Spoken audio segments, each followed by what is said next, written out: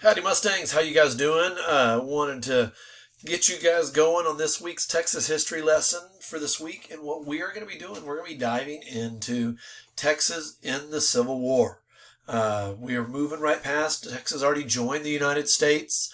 After we joined the United States, we came in and there was some tough times going on in the United States. There was definitely a big debate and some big arguments going on across the United States, and the United States was starting to split up really into two parts, splitting up into the northern states and then the southern states. And they had some very different ideas of how things should go. Well, our first reading for the week is about Texas in the Civil War. And once you read it, you'll see that it's broken up into a couple of different places. We have Texas. It's a growth of a frontier state as Texas is growing. And then and some of the problems and things we have. But then the big thing is we have slavery in Texas. In Texas, it is allowed to own slaves. You are allowed to own slaves. Not everywhere in the United States is allowed to own slaves. Mainly just the states in the southern United States. And those are the states that have big, huge, large plantations. And a lot of these big, large plantations with farms, the owners owned, could be just a few, could be lots, and could be many of slaves. And these were African American people, and they did not have their freedom. They didn't have the freedom to go work anywhere and do what they want, anything like that. The only thing they could do was work and have to follow the rules of the owner of their farm. If they were brother and sister, and the owner all of a sudden didn't need all of them, he could sell your brother or your sister or you to another farm, and you would never see your family again. And that's what was allowed in Texas and in the other southern states. The northern states in the United States, they did not allow slavery. And while there were some other topics and other ideas that were really some of the big things that pulled the United States apart, slavery was the big main issue. And it was basically who was getting to control, who got to tell who what to do. Well, through that, the United States actually did divide into two. Texas broke away and joined the other southern states to form their own country called the Confederate States of America. They broke away. They had just joined Texas just not very much earlier, had joined Texas, had decided to join Texas, and now Texas secedes, or Texas leaves the United States. And when that happens, then the United States and the southern states that broke away, they called themselves the Confederate States of America. And there were some big battles and big wars between the two.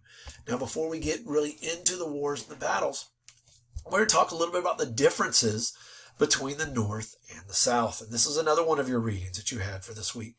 We're comparing the North and South economies. And the economies are basically how people make money, what it's like, and what kind of jobs people have. Now, the northern states, they were very urban. And when I say urban, that means the people lived in big cities.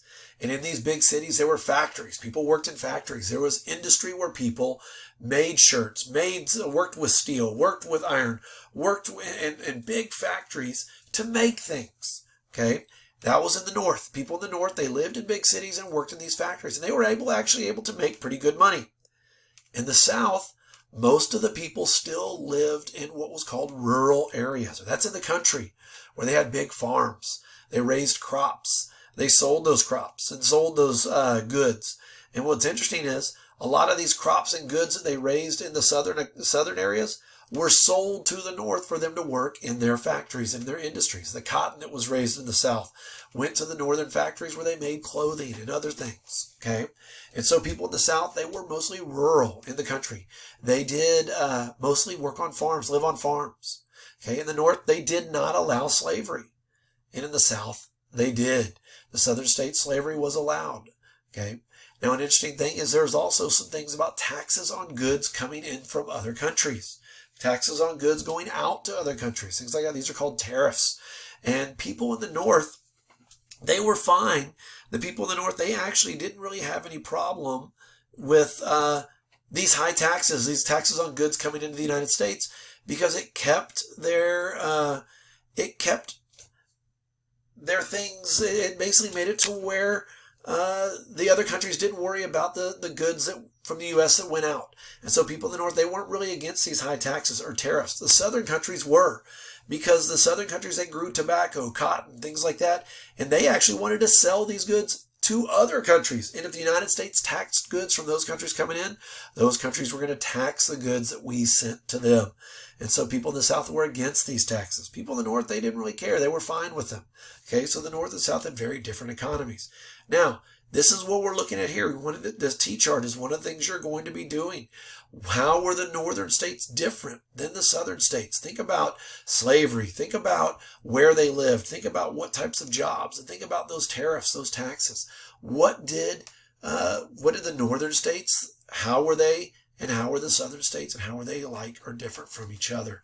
Okay, in Schoology, there's a tool you're going to be able to just drag and drop, or you can just draw a T-chart yourself and put them there to compare these as well. Now, once the Civil War happens, here's a map of what the United States looked like during the Civil War. Now, when I say United States, that's the blue. The blue is the United States. The purple is the Confederate States. They're no longer part of the United States. Okay, this purple, look, Texas, part of the Confederacy. And there was a war between these two countries. These southern states and the Confederate States used to be part of the United States. They left, made their own country, and fought a war with the United States. Now, eventually, you're going to go into this a whole lot more when you get into U.S. history next year in 5th grade. But this was a 4-year, very long, very bloody war where people in the United States, people that used to be members of the same country, were fighting and killing each other. And eventually the northern states won. The northern states won. And when the northern states won, these southern states did all eventually come back into the United States. Now, it's an interesting thing here, a little side fact. Virginia, before the Civil War, there was no West Virginia. This all was Virginia. But when the United States broke apart, when the country seceded or left to form their own country, the people in the other part of Virginia, they were like, we don't agree with you. And they stayed and formed their own state called West Virginia. That's when Virginia broke apart into West Virginia and Virginia. Okay. And so that's what went on with the Civil War. Okay. During the Civil War, President Abraham Lincoln, he was the president of the United States, issued something called the Emancipation Proclamation. On January 1st, 1863, President Lincoln made a statement that freed all the slaves in the southern states. So he said, all you slaves, everyone that is a slave in the southern states, it is now illegal and you cannot have slavery. Now, the problem was the United States and the Confederate States had already broken apart. And officially, President Lincoln didn't have control over those states. And so during the Civil War, that really didn't cause anything to go, any changes. It really just angered some of the southern states even more. Now, once the Civil War was over, and once the United States won and then Texas came back and joined the United States again, eventually this Emancipation Proclamation was issued in Texas. Slaves were freed in Texas on June 19th, 1865. That's 2.5 years after President Lincoln made the statement, the Emancipation Proclamation, that slavery was illegal. And so took 2.5 years, and then on June 19th, 1865, that's when people in Texas found out that they were free. Slaves found out they were free. Now, June 19th, that's an important date. That's the date that slaves were officially freed in Texas. Here in Texas, we have a celebration called Juneteenth. They call it Juneteenth, and that's what it is. It's a celebration of freedom of all the slavery ending in Texas. Here in Texas in the summer times, you may not have noticed it, you may have, but we have Juneteenth celebrations. We call it Juneteenth, and it's a celebration of freedom. And that was the day to honor the day that slaves were freed in Texas. So whenever you see that Juneteenth, that's what that means. On June 19th is when slaves were officially freed in Texas. Okay? And so that's why we celebrate freedom on June 19th. Now, after the Civil War and after slavery was over, these former slaves, they're free. Woo! They get to go do whatever they want to do. But the problem is they don't have any money. They don't have any land. They don't have any property. They really don't have much of anything. The former slave owners, they're not really happy about their slaves being freed. They've got all this big land with this huge fields that they've never worked. They've had slaves work for them. And they got to find a way that they can still make money off it. So they started this thing called sharecropping. And what sharecropping is. Now, you'll see the statement says, not officially slavery, but it was pretty much the same thing. And let me tell you about why. Well, what it was is a former slave family. Let's say I was a former slave and I was freed, and say, let's say that my slave owner still owned that land, and he said to me, all right, you're free. You can go do whatever you want, but hey, I'll let you farm on my field here. I'll give you 10 acres of my field that you can grow cotton on, and you can sell that cotton at the end of the year and you can make money off it. And that sounded awesome. They get to have their own land and grow their own crops to save and sell and earn money. But the problem was, the landowners, by the end of the year when it was time to sell the cotton, that former freed slave, they would sell the cotton, say, let's just make up a term here and say they made $100 selling that cotton at the end of the year. Woo! Back then, $100 is a whole lot of money. But then that landowner would say, oh, you used my crops. You used my land. I got to charge you. It was $50 rent on my land. So you got to pay me $50. So boom, there goes half of your money. Then the slave, oh wait, whose tools did you use? Did you use my tools to harvest it, my baskets? Did you use my seeds to plant? Did you live in that house over there? Oh, I got to charge you rent for that too. And that's another $50. Okay? And so you really made no money. And then for some reason, they may come up some other way that you owe them money. Like they charge you for food or something. And actually, you ended up owing them money. So you had to stay on that land and continue to sharecrop. And even though you weren't officially a slave, you still couldn't leave, because no matter how it worked at the end of the year, say you had a great crop where you earned lots of money, maybe that landowner would raise rent on you and make it to where you always owed them money.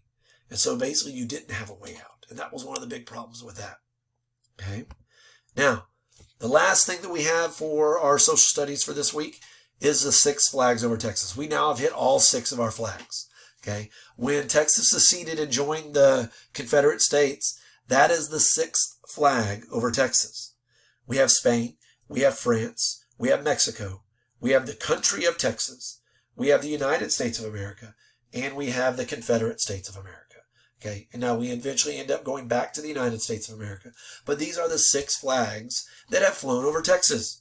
Well, your assignment this week, you're going to take those 6 flags. And on Schoology, there's a little tool where you can drag and drop and organize them and things like that. But we've got the flags, and we've got the years, and you've got to have to name which country went with which flag in which year. Okay, and that's your assignment you're going to turn in for us this week. The T-chart here. The T-chart that you do compare the North and South economies. This is going to be really important for us too. This is actually what we're going to be turning in this week. The 6 flags over Texas is kind of the extra activity that you're going to be doing to kind of put that together and kind of wrap it all up. But I'm sorry, we are going to be turning in the T-chart for this week. Okay, so there's going to be Tool and Schoology for you to do that. There's also going to be Tool and Schoology for you to do the 6 flags assignment too. Okay, but the one you're going to be turning into your teacher this week is your T-chart to compare the North and South economies. Alrighty, and so this kind of gets us through the Civil War. This is a quick little travel through the Civil War and just after it. There was definitely a whole lot more than what's going on than what I was just able to squeeze into this right now, 13 and a half minutes. But we will go into this more next year in 5th grade when you get to U.S. history, and that's going to stop us. That's going to wrap us up for now. What we're going to get into next week is what life was like after the Civil War in Texas and some of the things that are going on there. But I want you guys to have a great week. Ask your teacher if you have any questions about the assignment so we can move on from there. Bye.